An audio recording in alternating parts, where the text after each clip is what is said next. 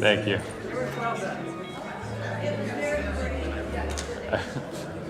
Thanks. That's a good compliment for handling the sensitivities. Yeah. All right, 1 minute.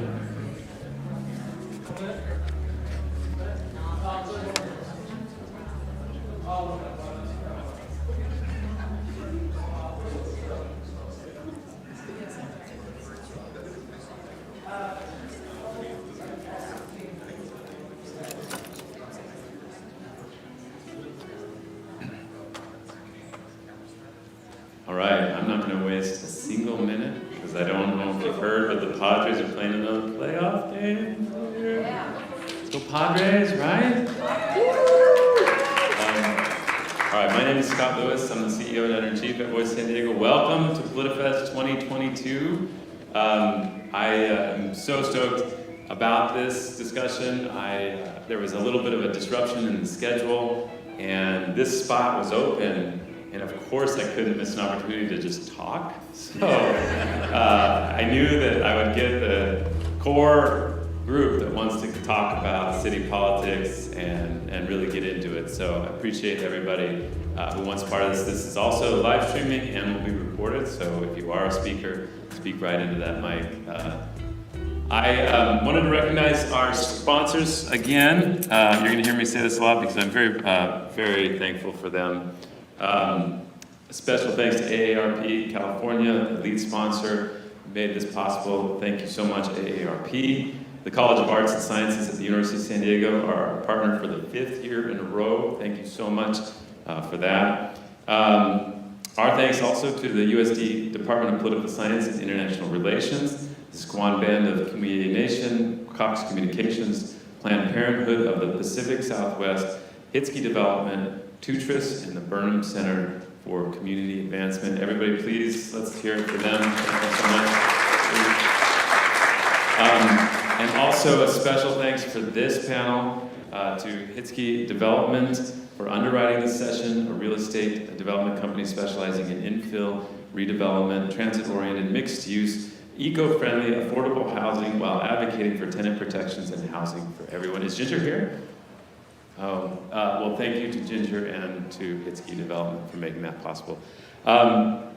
If you'd like to submit questions, there's the number up there. Ariana is here. She's taking those questions, and she will send the best ones up to me. And you guys are also smart because you want to be here. They're all going to be very good questions, so text them to me or to her. Or if you have my text, you can try that too. Thank you all for coming here. So there's a lot going on in local politics right now. It is a very big year and a very important year. And so I want to get right into everything as we go.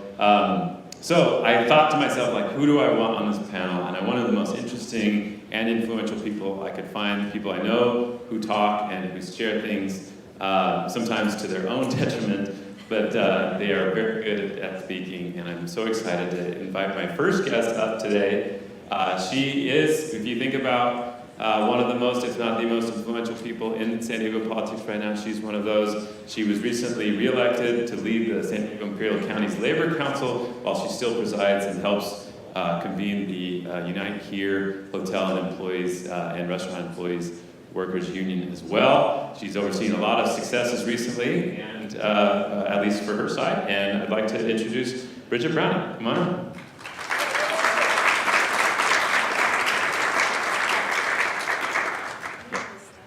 No, go ahead, we'll sit here.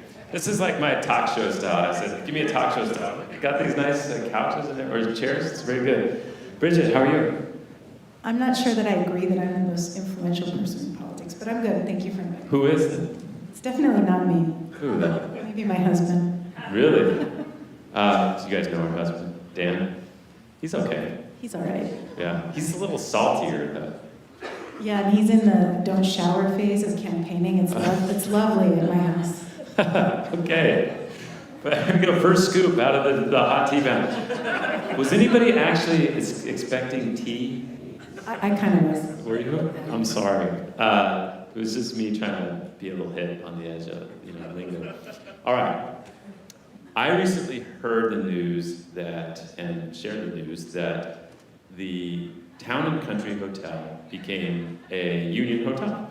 And that was really interesting to me, and I think a lot of people who've been in San Diego politics for a long time. The Town and Country was the convener for so many years of Republican and conservative movements and events. And C. Terry Brown, who owned it for a long time, was a funder of conservative causes and especially not a fan of the Hotel Workers Union. Can you tell me the inside scoop of what happened that made that happen and what kind of levers of power you pulled to help that go? Sure. It was a great celebration for us as well. I don't know if you remember, but like 15 years ago, I talked about putting a stake in the heart of the Republican Party, and I feel like we've been pretty successful in doing that. So that's a reference to vampires, right? Yeah. And a wooden stake, and yes, they shrivel? Right. Okay. That's right, yeah. Just clarifying. So in the hotel industry, when I first started working in the 90s, there were still local owners, but they've almost gone away, and it's really become corporate entities. Mostly it's pension money that's buying most of these hotels, and that's exactly what happened at the Town and Country. Terry Brown owns a very small percentage of it, and it's almost all pension fund money. And so through a corporate strategy where we pressured friendly electeds that sit on pension funds, we were able to get an agreement to let the workers organize. Oh, interesting. So I was thinking the pressure points was local policy and zoning and their desires to redevelop that land, but you're saying it was actually higher up in some cases? That helped too. That helped too? Yeah, but we were doing both at the same time. And I think it was more the institutional investors that kind of said, we want to have good jobs here. What's more important in organizing a hotel like that? The emotions and sympathies of the workers themselves, or the pressure points from politics and pension funds and owners? If the owners are neutral, the workers choose the union. They never don't, because it's so much better. I mean, and we can show them example after example where they make thousands of dollars more and they have much better health care and job security. So getting the owners to be neutral is a really important part of the way we organize non-union workers. How much of your politics is around shared movement values that you want to see implemented versus these leverage points you want to make sure exist for you to carry out this organizing?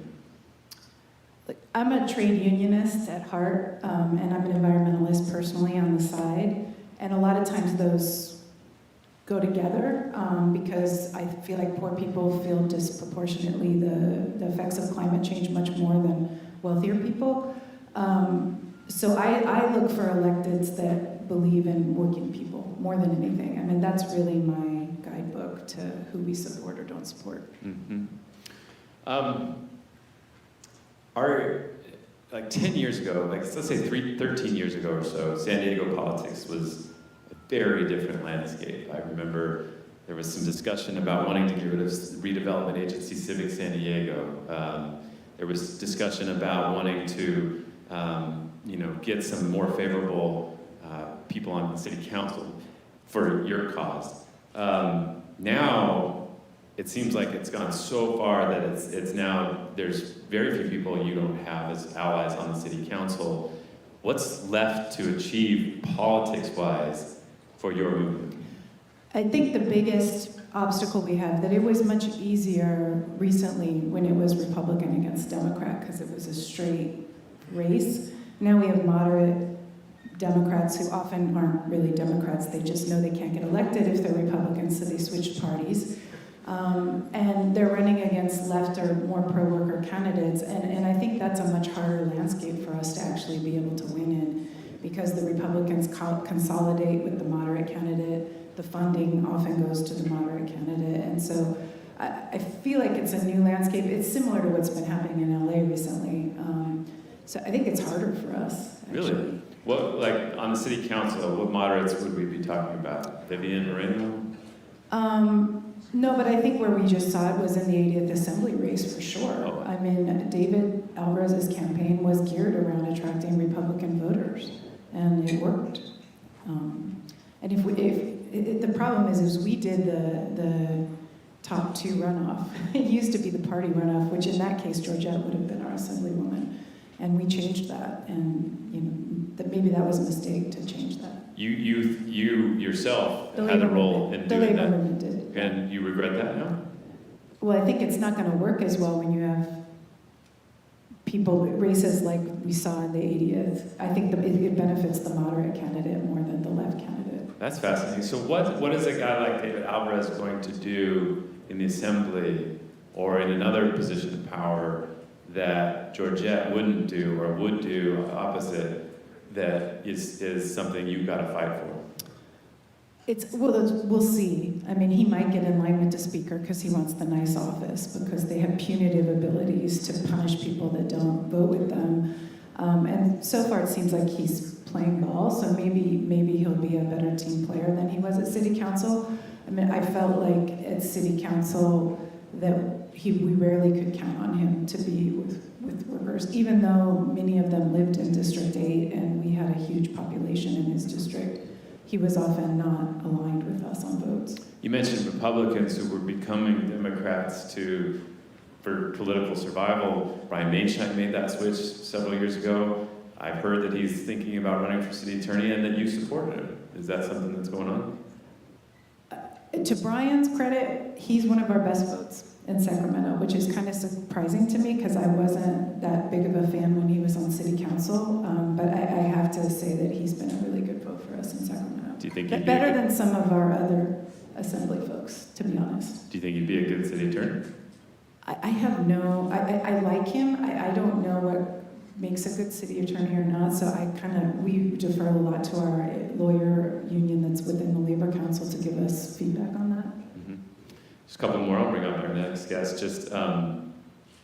I did a story with you, and probably wasn't fair to call you and Jack McGrory at like 9 p.m. on Friday, but I did, and it got a lot of spicy quotes about the dispute that you had between him and SDSU and the unions that were working on that, and how it spilled over into the council for the development they were trying to pull off at SDSU. You resolved that. What happens behind the scenes to make that possible? Like, what did they do to make it work? I still believe very firmly that had the city been allowed to do a process like they're doing for the sports arena, the city would have gotten a much better project than they currently have at SDSU West. I don't think most of the public understand that SDSU West is almost entirely private development. Like, I think we were sold a bill of goods that it was going to be student housing, faculty housing, lecture halls, and a stadium, and that's absolutely not the case. I still have a very bad taste in my mouth about what happened with that, and I think it was a big mistake that we didn't do an organized effort to vote it down. Not only did you not do an organized effort to vote it down, unions were part of the support. That's right, we never should have been. Really? Yeah, I wasn't in charge of the Labor Council at the time, but no, I think it was a big mistake. Oh. That's probably something I shouldn't say. No, it's fine. Get out of here. We don't need you here. I guess lastly, with the sports arena, you just mentioned that.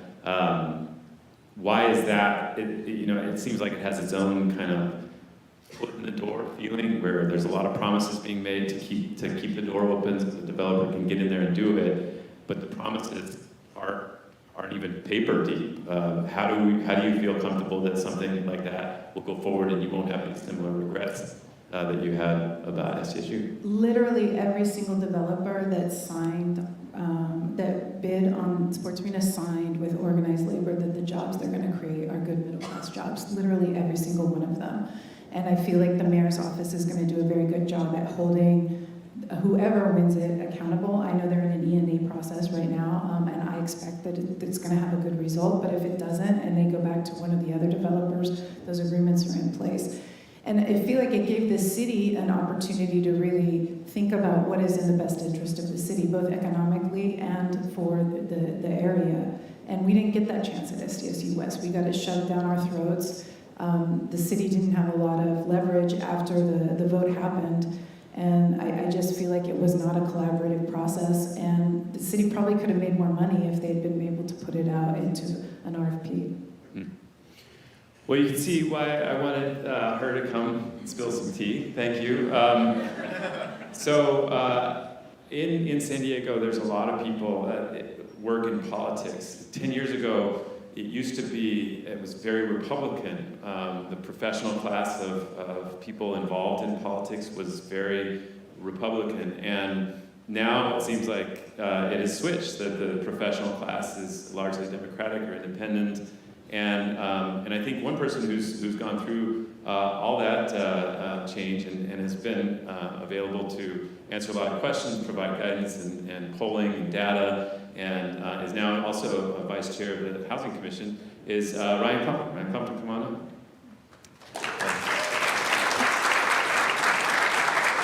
So Ryan promised to have some of the data he looks at to help us understand what he sees and what he shares with his clients in some of these issues. Ryan, take it away. Thank you. I'm going to go quickly through this because I'm much more interested in your questions than my own presentation here. Let's go. I thought I'd share some interesting data about public opinion in San Diego right now and some of the trends going on with it, starting with whether things are headed in the right or the wrong track. People like Bill Walton obviously have been making very pointed, specific cases and giving a certain impression. You know, I think this is really kind of an indication that that's not always accurate. The opinion about the direction of San Diego is very split right now, with a significant number of people thinking it's headed in the right direction. And not on this slide, but I will share with you, this is almost entirely driven by ideology and partisanship, meaning Republicans are about 80% wrong direction, 20% right direction, and that close to flips around on the other side with independents kind of in the middle. But Republicans have a much more kind of extreme view of what's happening in San Diego than any other category. This is a trend line of the same question asked over a period of time going back to 2017. I hesitate to interpret this too much because I think you could tie this very tightly to the pandemic and COVID and general feeling about the state of the world and people's overall optimism or pessimism. But what you can see is that we kind of came out of an era where there was much more widespread optimism about where San Diego was headed, and we're now in a more complicated and a little bit more pessimistic era. Of people who think things are headed in the right direction, it's often kind of a generalized right direction. They'll mention things like homelessness. They'll see progress on homelessness and housing issues. They will mention the mayor, for example. And then on the wrong track, you see a lot of the same things. And so part of what's interesting about this to me is that people can look at the same circumstances, interpret it in two different ways. Similar question has been asked the same way for years now, which is open-ended. We don't give people these options, we just ask them, what would you say is the most important issue facing the city of San Diego right now, is the exact phrasing on that. And for quite a while, it's been those top two issues: homelessness, cost of housing, rent, and home prices. And what is really kind of amazing about this is that it's just completely dominant. It did not look like this 10 years ago, even 6, 7 years ago. There is almost kind of no number 2 or number 3 issue behind those. Everything else is so distant that this is the singular set of issues, the housing and homelessness crisis, that people are concerned about. And then I'm actually going to go back here, but I think there's some other interesting data about how attitudes towards housing are changing, and as the affordability crisis becomes more and more severe, there's a sea change happening in what people want to see and the policies they want to see with respect to affordable housing, multifamily housing, transit-oriented development that we did not see even 5 years ago. Back to you, Scott. You good? Yeah. Do you feel like the city, Brigette, sorry, Brigette, do you feel like the city is going in the right direction? I think we have the best mayor that we've had in my lifetime, and he can't fix things in 2 years. And I think it's unfair to expect him to be able to have magic results in such a short amount of time. So I think we're in a good direction. Homelessness stands out as, the 1, 2, and 3 issue that so many people talk about, that bring up. It doesn't feel like it's getting better. People are dying. There's a lot of just suffering and filth and problems in the streets. When people talk about it with you, what do you usually say needs to happen? I'm not an expert on homelessness, but I think we've had decades of policies that have created this situation, and we've had a greater polarization of the rich and the poor. And if poor people can't afford housing, either because their job isn't a good union job or because we haven't done a good job at creating affordable housing, of course you're going to have this problem. And so I think you need to address it from both ends. You need to create good jobs where people can afford to live in this economy.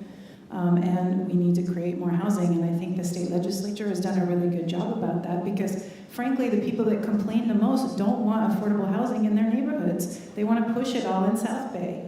And that's ridiculous. Like, you can't complain about it but be like, oh, but I don't want the affordable housing here because I don't want those people. Because that's just a way to talk about how you don't want poor people in your neighborhood.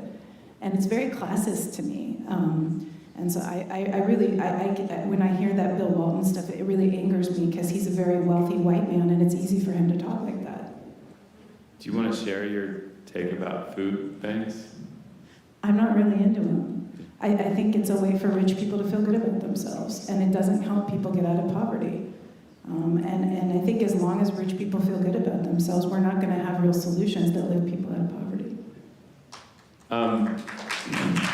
Ryan, it's very hard to, when you Ditto. I'm just gonna. Yeah. Okay. Continue. Yeah. When you talk about homelessness with people in the community, whether it's people who are suffering on the streets or whether it's people who are frustrated by the situation, a lot of them say something like, "What's happening? What do we do? What is happening? What is happening? What's the plan?" You are the vice chair of the housing commission. You know the mayor. You know the leaders. How would you answer the question of what is happening, and is it adequate? The answer. Yeah, I'm going to echo what Council President Sean Rivera said in your interview with him recently, which is it is absolutely not adequate. It's not nearly enough. It's not an acceptable situation.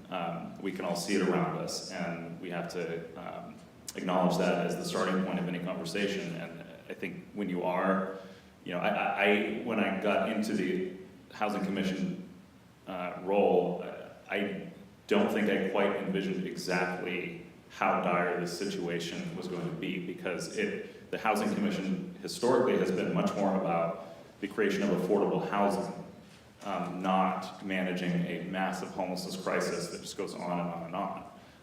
All of that being said, I think we can go through a long list of things that the mayor and the city council and the Housing Commission and service providers and affordable housing developers and labor unions and everybody has a whole bunch of stuff that they're doing, but the reality is that it has been at least 40 years in the making through a variety of forces. I think the largest one is our land use and housing policy, which built for people after World War II and then basically pulled up the ladder behind them. And it has taken a long time, and Voice of San Diego has published some of the best explanations of this. I think Andy Keats's story about how the time factor of housing is such a big role in this. The fact that we did not build things that we should have been building and we historically had built 30, 40 years ago means that housing is not cheaper now. And so it's very expensive, much more expensive to get out of this problem than it was to get into it. And it's just not, we have to just be realistic. This is not going to go away overnight or even in a year or 2 years or 3 years. But we have to measure ourselves by progress.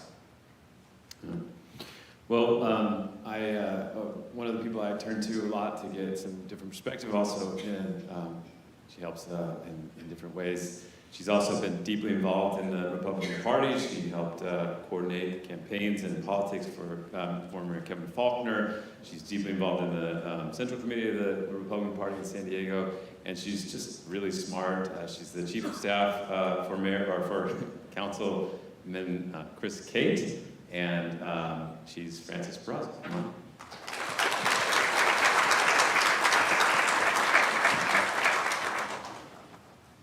So there seems to be, Francis, an impression or a message that you and allies are trying to get across that the homelessness situation wasn't as bad when Mayor Kevin Faulkner and your administration was in there, that something was going right, and that it has been disrupted by the Democrats who are now in charge. Is that something you would stand behind and believe? Sure. Thanks, Scott, so much. This has been amazing. Politifest has been great. You, Andy, and Drea that I know very well. My homegirl, Ashley Rodriguez over there, has done a really good job. So I want to give you guys props for an amazing event. You can keep going. I won't inflate your head anymore. Okay.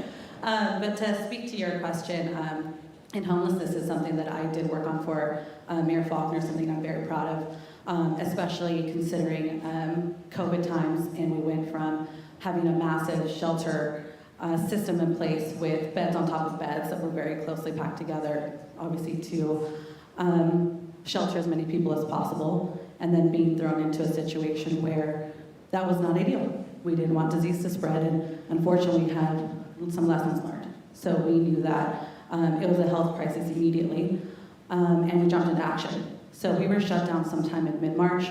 Convention Center was open as a mass, socially separated space by the beginning of April. That was an incredible feat that I'm very proud of, that Mayor Faulkner championed, along with everyone else that works in this space, including Supervisor Fletcher, and then Tamara Kohler, the Housing Commission, everyone. So very proud of that. And to go back to your question, I think that we're almost back to where we were in 2017. We could possibly be on the brink of some other health crisis. There are, and everyone has eyes, you can see the people on the street, you can see the monthly count that the partnership does, and it is worse, actually, than those numbers. So I don't think it's a stretch to say that we were heading in the right direction, and that it's not going that direction anymore.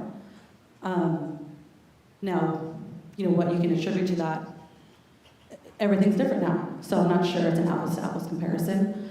I know that there's a lot of programs that Mayor Faulkner started, along with the Housing Commission and everyone else, that is continuing, is trying to ramp back up. We're still not to the same amount of shelter that we had before the pandemic, but it is a whole new world, and I'm hoping, and I have seen some coverage in some of the Voice, that our lessons learned from Operation Shelter to Home is helping connect more people with shelter and into longer term solutions. Obviously, homelessness is solved by home, and I acknowledge that.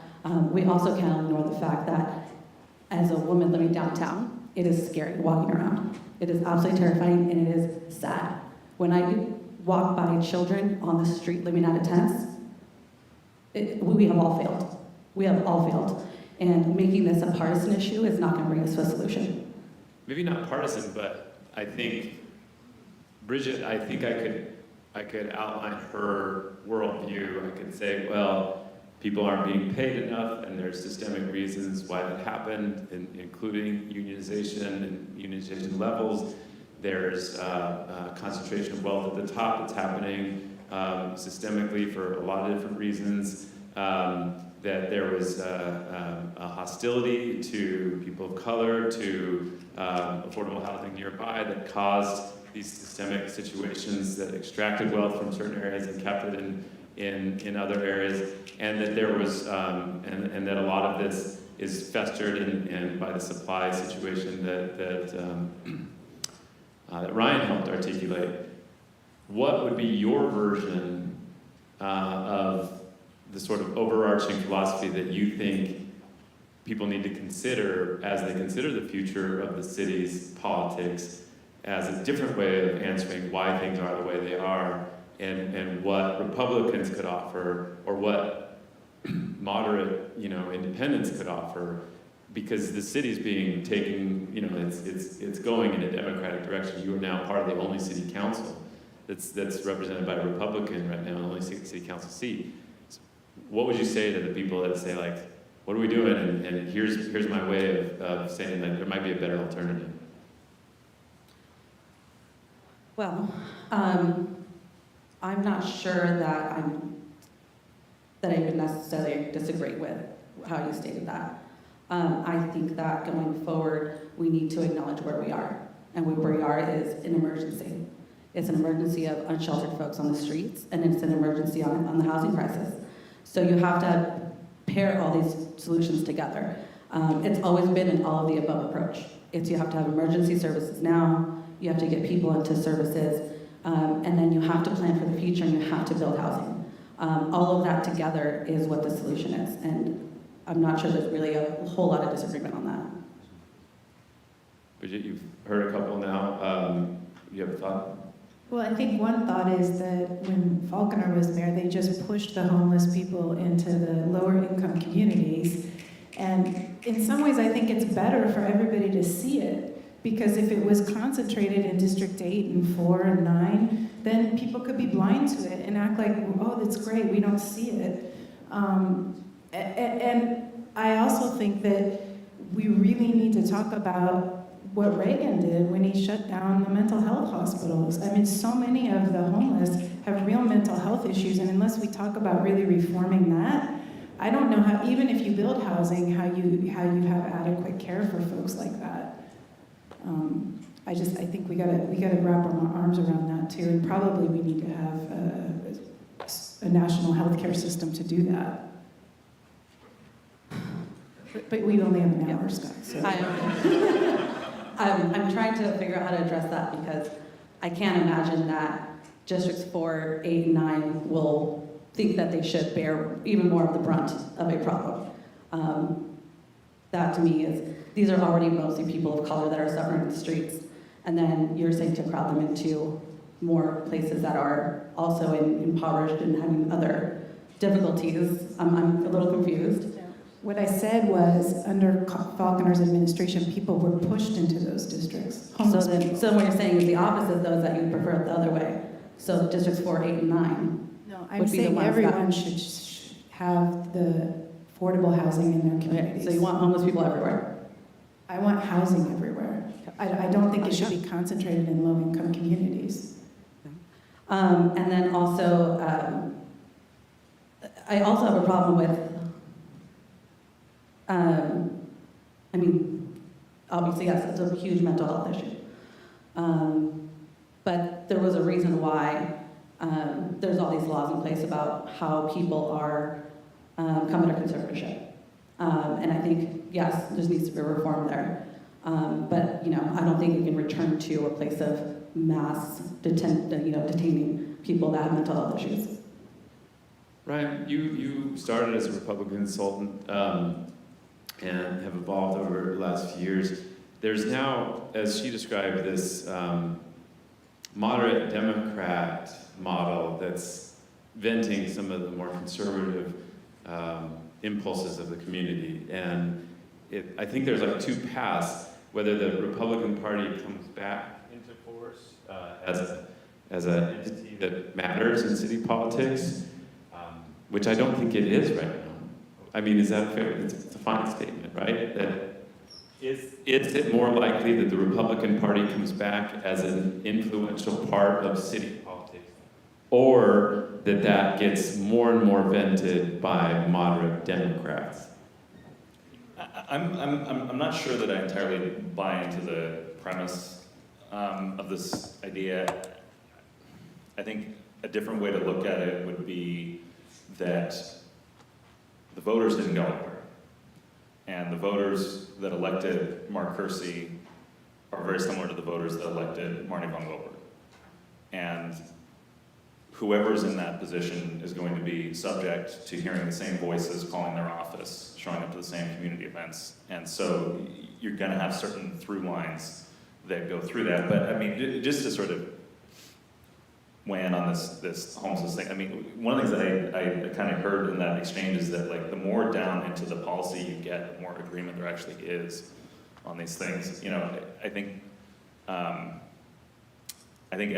I think there's pretty widespread agreement even if most Republican policymakers are being honest, there's pretty wide agreement about what got us into this problem and what the barriers are to getting out of it.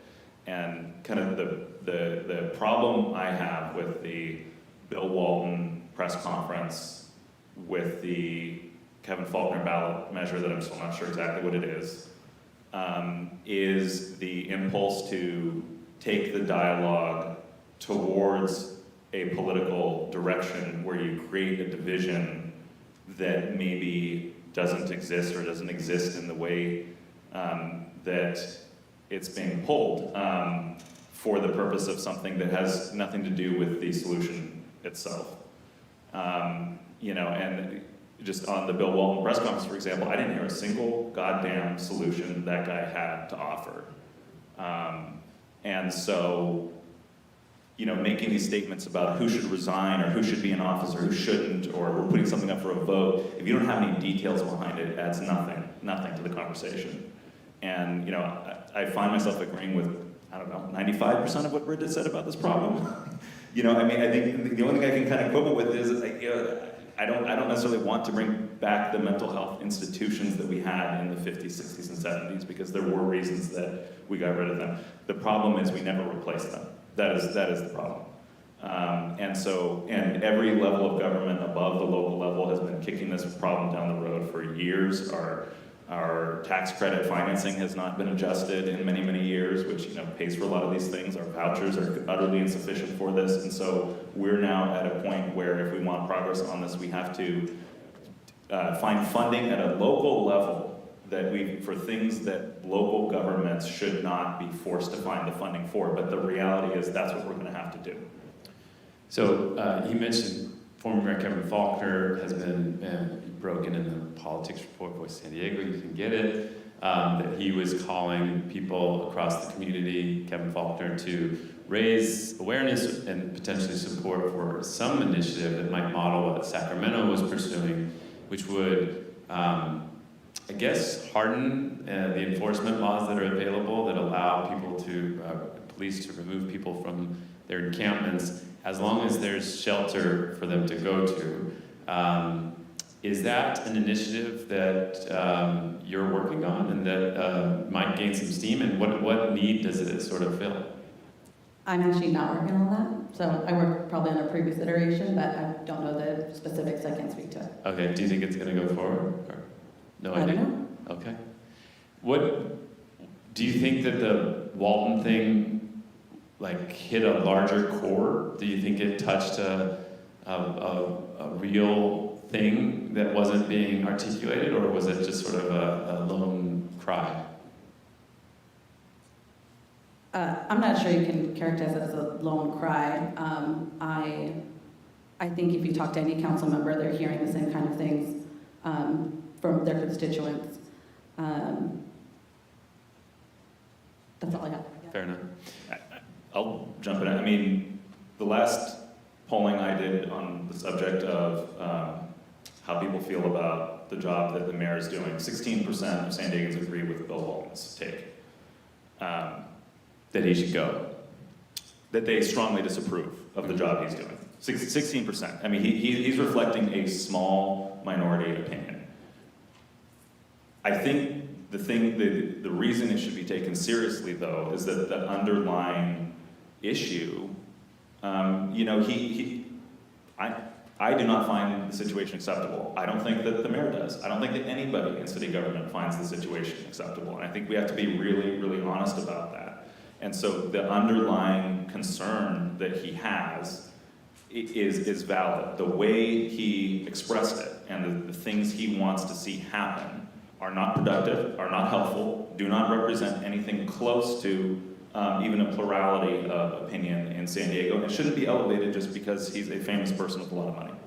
And to be clear, I was talking about the homelessness issue and not on the mayor. Okay. The mayor's job is extremely difficult. I have a lot of respect for that position and the folks that work there. I was talking about homelessness specifically. Do you think the mayor should resign, No.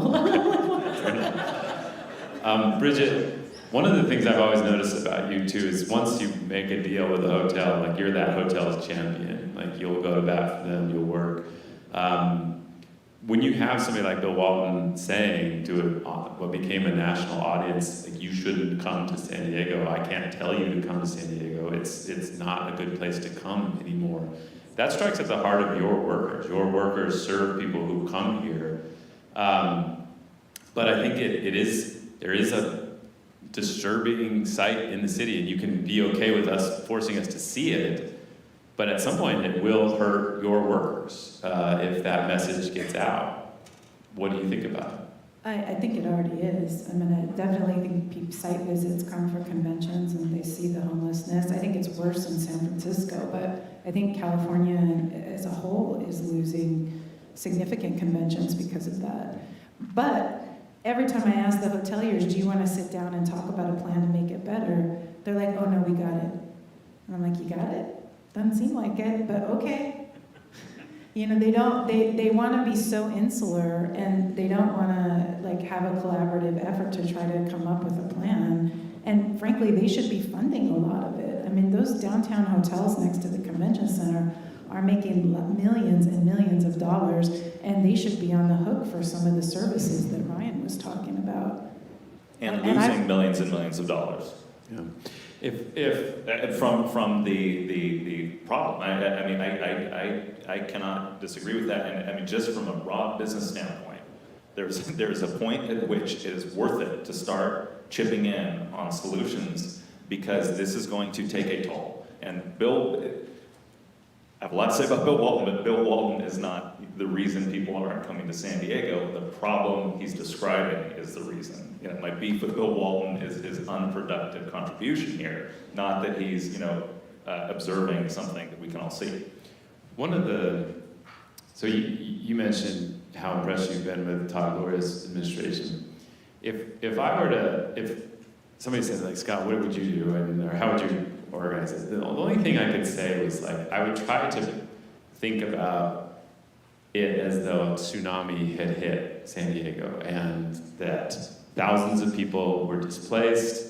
And how would the mayor act? How would the city council act? How would we all act if a disaster of such epic proportions had hit here?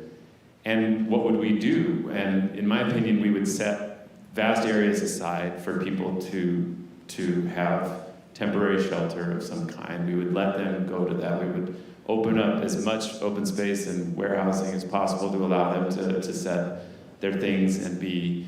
We would, the mayor wouldn't go to Europe. He would be here working on things and trying to get people into situations that were safer. But we would treat it as like an urgent thing, and that the urgency doesn't feel like, it feels like it's being described as like the same way that we describe infrastructure. Like it's just a long, complex problem that we're doing a lot of things on, but we're not treating it like a tsunami hit.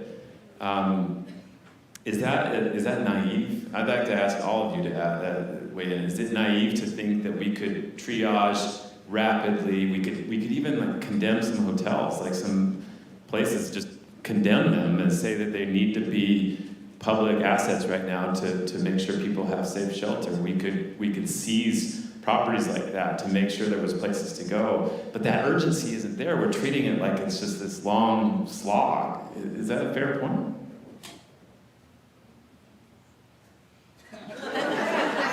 Okay, very interesting, colorful hypothetical. So I will say, some of the barriers to doing things like that, right, is, there's, first, you can't force people to go places. Second, the people are not static.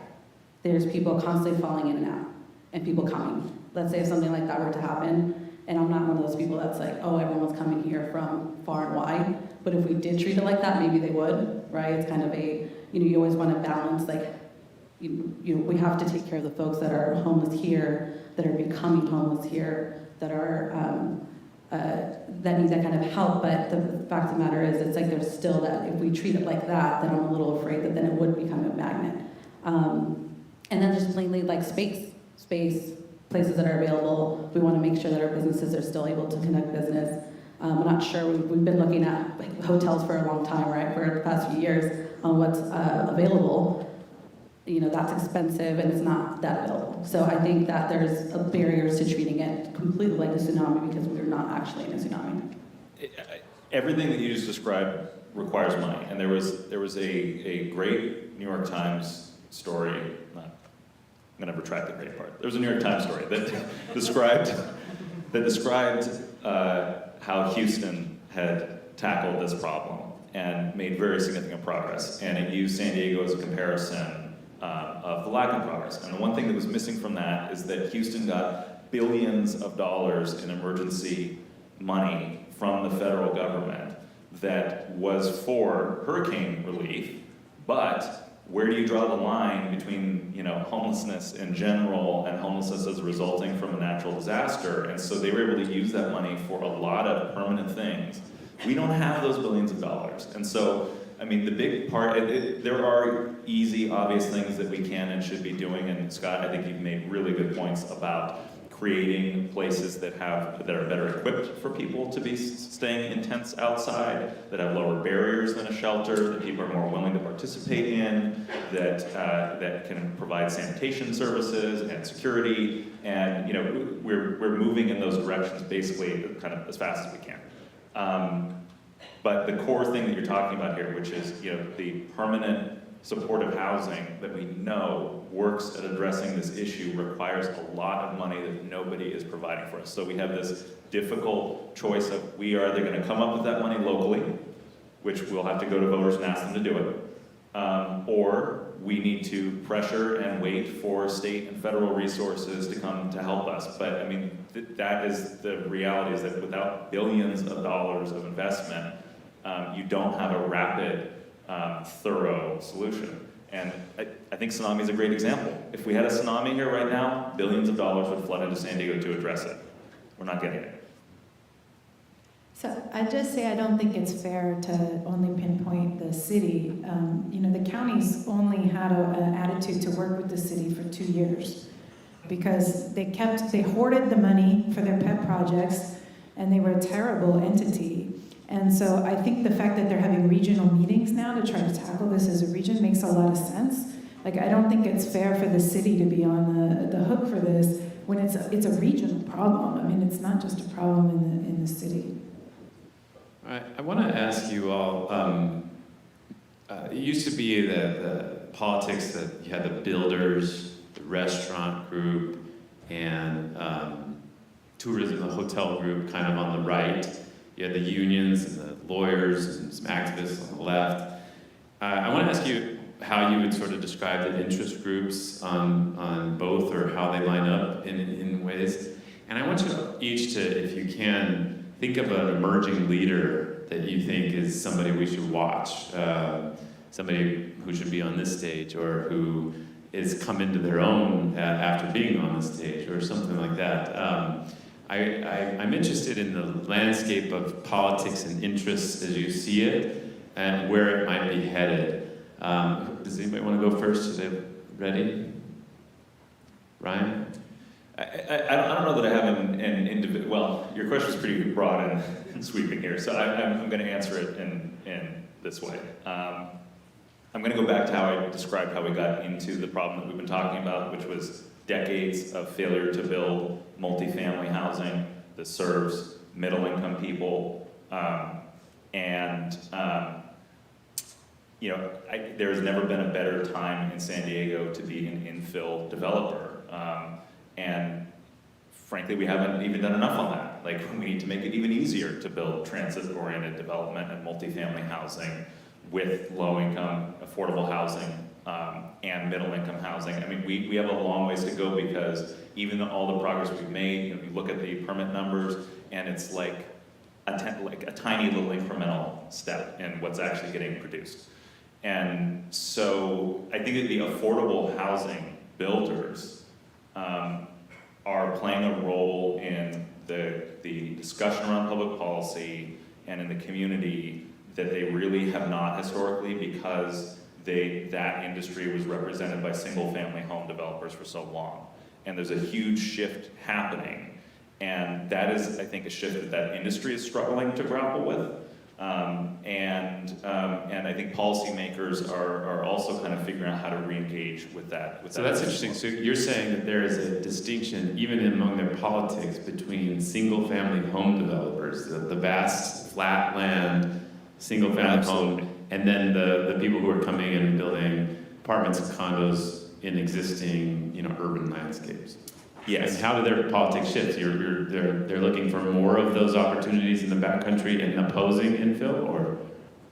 Well, I mean, I don't know if it's quite that black and white, but the people that build infill housing are, in broad terms, in line with our climate goals, with reducing emissions, with building near transit, with investing in transit so that we have more places that we can build, with serving a broader swath of income levels, right? Those are not considerations that factor into the single-family home business model. And whether it is for regulatory reasons or not, we're also just simply running out of available land to build single-family housing. So it doesn't even matter kind of how you feel about it. We're out of it. We're out of it. We built it for 50 years, and it's coming to an end. And how but all of our policies they encouraged the outward movement. The NIMBYism had, even people that don't like that sprawl development were major drivers of it by cutting off the ability to do anything else. And so, I think that infill developers are sort of finding their voice in the policy realm, and that is something that is going to only become more of an important dialogue between policymakers and the people that build that type of housing over the next 10 years, because even with all the changes we've made, it is not close to enough to address even just the acceleration of the affordability problem. Okay, Francis, how are interests shifting, and is there any emerging leader you think we should pay attention to? Well, Ryan didn't answer the question, so I'm not sure why I should. He did give me the shifting interest, but he didn't give me a leader, so you got a leader? Ryan? Do I have a leader? I'll come back. I'm waiting for one to emerge. Okay, I obviously worked in City Hall for a long time. I was Mayor Faulkner for 7 years, past year with Councilmember Cate. Also involved in a lot of campaigns. I like kind of the whole context of what the whole world is. And what I have seen, especially now that we have, 8 Democrats, 1 Republican, is trying to figure out where Brigette spoke to this, is the moderate business folks and where they fit in and how they can build a coalition. I think David Alvarez actually is a good example. That is very strange to David Alvarez. Yeah. So as the Central Committee on the Republican Party, we have a voter guide, and on the voter guide, all it says is, for that race, not Georgia Gomez. And I was like, oh, interesting. I don't remember being part of that conversation, but it made it on the slate, so I thought that was very funny. David Alvarez obviously, ran against Kevin Faulkner, so I never thought I'd be in any coalition that involved David Alvarez. He was also constantly the no vote on council. So it is interesting to see that shift and who's willing to play ball, right? So I don't think that San Diegans as a whole live in the super liberal land. I think they're more center leftish, center right. So what does that look like? How do the leaders of those kind of interests formulate something that's cohesive that someone can buy onto? I think we're still figuring that out. I think that it's going to be very interesting to see who emerges from that. I will give a plug for my current boss, who has done a lot of great work, has become even more effective as the lone Republican, Cate. I think that he is someone that everyone should kind of tune in and see what he's going to do next. What is he going to do next? I don't know. I think he's looking for a job. How good of a moderator is he? I don't know. So no, he's honestly, he's fantastic. Yeah. He works well with others. He has such a great attitude. He builds coalitions. He works with people that want to get stuff done. He doesn't like to work with obstructionists. He wants to move the city forward. He is open to having his mind changed. He is intellectually rigorous. He asks the questions He helps from, the mayor's office, operational staff. People often come to him and ask him, what do you think about this? How can we make it better? Because he's been around for a long time and he gets it. So him being able to bring together like-minded folks that want to see progress in the city, I think he is someone that you can point to as being a model for how to move San Diego forward. Bridget? Well, I would disagree with that. It's helpful that he's the swing vote. It gives him enormous power. I would say what wasn't Swing vote amongst all the Democrats. Well, but he tends to be the swing vote. What you didn't mention that wasn't really a player before is the environmental movement. I think they have significant power on the left. The hotel industry, as far as I can tell, doesn't exert its power in any real way, but I think that's because of the change in the ownership that I described earlier. I would say the person who I am so in love with, and I think she's the future, is Paloma Aguirre, who's running for mayor in Imperial Beach. She's really smart, an immigrant, a woman of color, who's she's been able to establish herself in this country when she came with hardly anything. I've never done a fundraiser for an elected before, but I actually did one at my house for her. I really think everybody should look at her, and hopefully she's going to be the next mayor of Imperial Beach. Yeah, I got a little bit of criticism for not including the IB race in the South Bay Politifest that we do, so next Politifest South will be even bigger. So one of the things I just wanted to end with is this isn't new. I did some research about 9 or 10 months ago about the history of the Midway area, and through that process realized that during the 40s and 50s in this community, in San Diego, we had a massive homeless problem. Thousands and thousands of people who lived in tents and trailers. Mission Valley itself was filled end to end with tents and trailers, no sewage, no electricity, and just abject poverty and suffering. And it was because we had done a similar thing. We'd created tons of jobs, but had not created the homes for them. I was watching a documentary with my son the other night about Edinburgh and how it suffered with this crush of people who came in the late 1800s with the industrial changes into Edinburgh, and they didn't have housing for them, and there was feces-borne diseases, and it was just remarkably resonant. Cities throughout their history have dealt with this, where people want to be here. They want to be to cities. There's opportunity, there's intellectual, there's diversity, there's protection, there's support, there's community, but there's not enough homes for them. And these cities constantly have to reinvent. They have to create sewage systems and tenement housing and other things. What could this city do if you're in charge and if you use the power that you do have? What could this city do to, what is the new version of a sewage system? What is the new version of how it retrofits to make it possible? I ask you all, I know it's a tough and on-the-spot type question, but what could we do when we're looking for these inspiring environments and leaders to make these changes to fix what's wrong? What would you do? And I'll start with anybody who's ready. Brigette? I would do very dense, very tall skyscrapers that have lots of affordable housing in them. Because those are a lot of good union jobs, but also I think it uses the land in a much smarter way. I'm not going to disagree with that. I agree. Yeah, I mean, and all this sort of points to some of these answers, everybody that looks closely at them sort of reaches pretty similar conclusions.